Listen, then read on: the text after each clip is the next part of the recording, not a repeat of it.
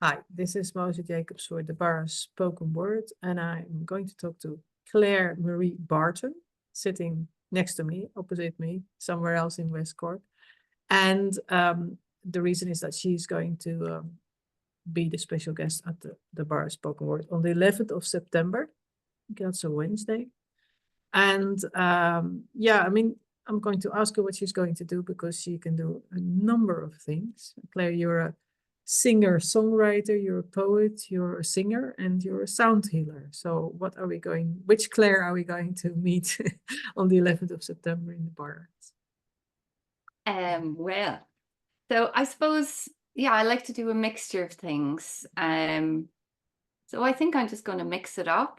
It's for me, it's all a journey of expression, and being able to, yeah, express myself, and that's been a big journey of just being able to do that out loud in front of other people, and so I've yeah, I would like to share some of my poems along the way, some of my songs.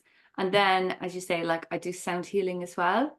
And I really want to bring that aspect in as well, because it's all, for me, all this creative work and sound healing, it's all kind of spiritual in some ways. Like when I go to the local writers group in the library, we just have such beautiful conversations, and, all these mundane things are happening around us.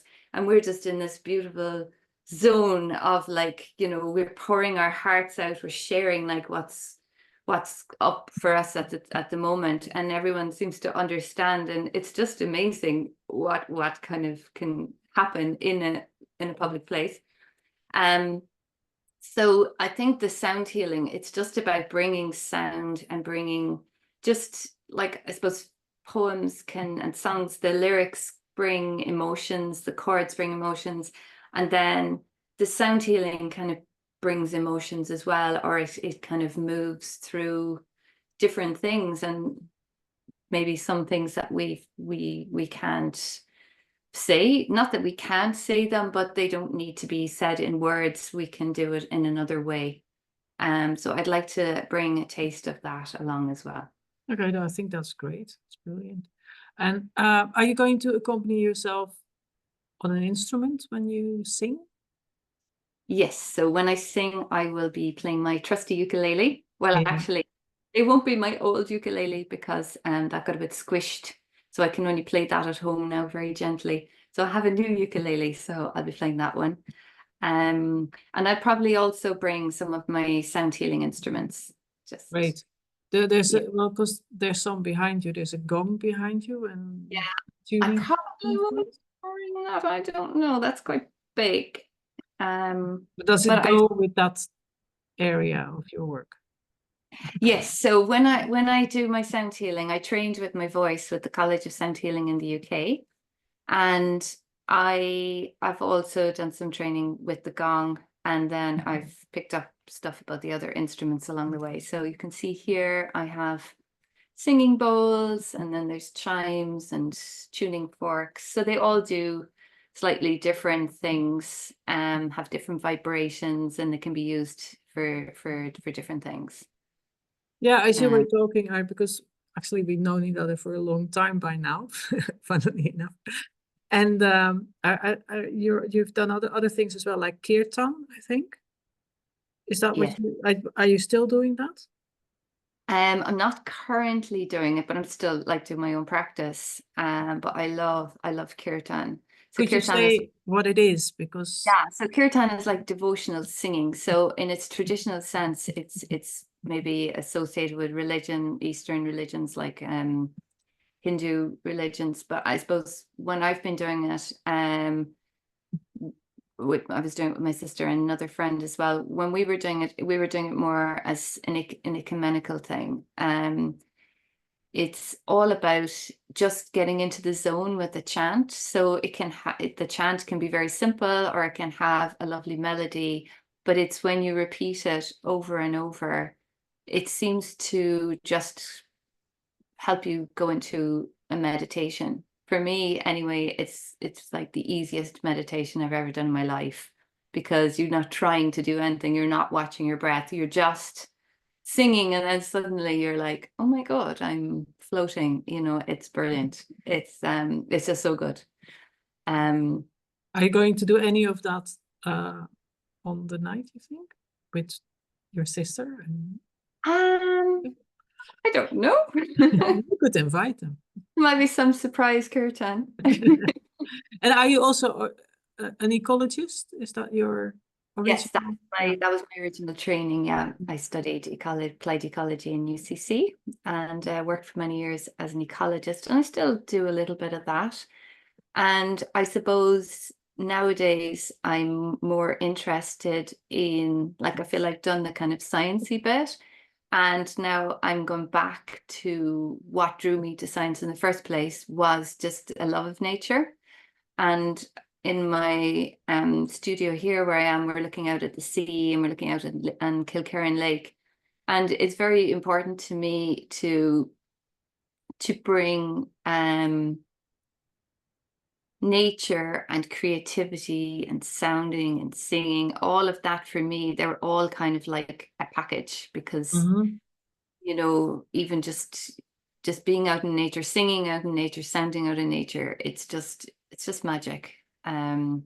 And it's a big part of my work now, is weaving the essence of different aspects of nature into my healing work. So when I'm working with clients, I do, as part of the session, I do like a medicine song, which is like an intuitive song just for them in the moment, to help them. It's more like holding up a mirror. The song holds up a mirror to them, to maybe ask aspects of them that they can't see. And it's not verbal. Okay, you were frozen briefly, but I think you're back now. Your voice was sort of, you were disembodied from your voice.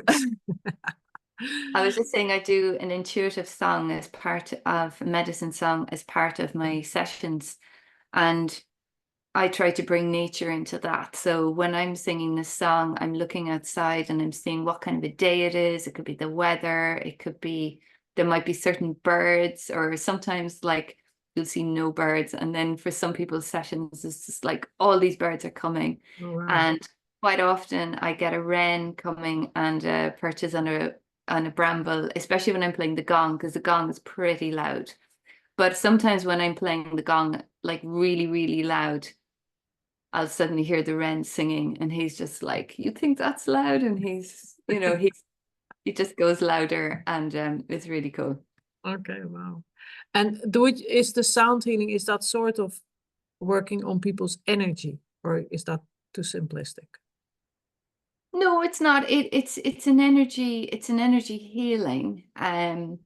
It works on it can work on all the levels, but it's works like the science behind it. You know, there's the sounds they're causing resonance in the body. The cells in the body are vibrating to the different songs. So the actual tones can bring your body back into alignment on lots of different levels. But it's also good for stress and for trauma, because it can just release these things very gently, but it's non-verbal. It's not, you don't have to talk about it.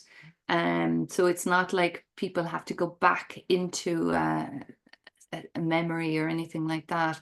It's just like they might actually even be asleep, and then it's like, I feel it kind of dissolves. It can dissolve certain emotions or things that might be blocked. And it also creates space just to have a rest from whatever's going on, because some people have, you know, we all have busy, stressful lives. Yeah. Just about creating that space where you come in and you're just able to just flop, be however you are, you know, in that moment. And for that, you know, hour, 2 hours, you are just able to be. And yeah, and that can be very powerful in itself, because we don't do that for ourselves. No. And do you do that? You do that with groups, I think. You have sound healing. Yes, I work with groups as well. I often do sound baths in Clonakilty. in the studio there in Spillers Lane. So it's And lovely. so people sort of come in and it's like an invisible bath. Yes, there's no water. Okay. And in terms of writing, do you do poetry, or do you do poetry and short stories as well, or songs, or? I haven't really done short stories. That kind of hasn't really come to me very much. It's more, I think it's more if I feel something, it often comes to me in a poem. Mm-hmm. To write about something, it kind of turns itself into a poem, and then some of those poems turn themselves into songs. Okay. So it just kind of depends, really. And that's an ongoing thing. I mean, It is. It can be fairly, I suppose my process, I'm not very disciplined, and like, yeah, so if I'm somewhere and I'm inspired, the poem will come. But I need to, what I'm working on is just giving myself more space to do more writing, you know? So it's not so sporadic. But being part of the writers group really helps that, because it kind of focuses you to be like, okay, there's a meeting coming, let's write something, or let's take a piece that I've done before and edit it and work on it. Because I'm trying to work on a collection of poems at the moment. okay, to publish them. Maybe. I'm just trying to get them together and see what happens from there. You did publish a book about I did. Yeah. I did. Yeah, I published a book. Gosh, that was a good few years ago now. And that was a real process. I suppose I was kind of doing it unconsciously in some ways, insofar as I didn't realize how I was going to be exposing myself. Mm. I wrote the book as a tribute to my son who passed at birth, and I wanted to celebrate him. And then I was like, okay, I'm doing this, and then it gained momentum, and then I did it, and then it was like I was reading the proofs, and I'm like, oh, it's a lot about me. It's all about you. Yeah. A lot about my journey, which was fine, except that if I'd known that, I probably wouldn't have been like, oh, I must write this book. So it's a good thing you didn't know it. It is good. It all kind of happened. It was all like layers that were just being peeled away. It was writing itself, really, in the end. And did it help you process that whole process that you've been through with his death? Yeah, for sure. Yeah, it was very cathartic, and it helped bring the whole experience in, because I wrote it like a long time, it was many years after the event. So when it happened, I knew it was meant to happen that way, and I was accepting it, even though I was in grief. But then as the years went on, there was more and more things that happened, and more blessings and things that I couldn't see.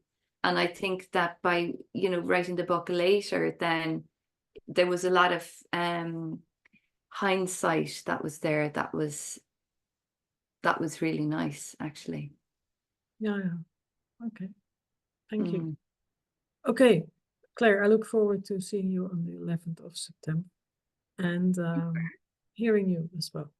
Thank you. Yeah, I'm really looking forward to it. Thanks, Moza.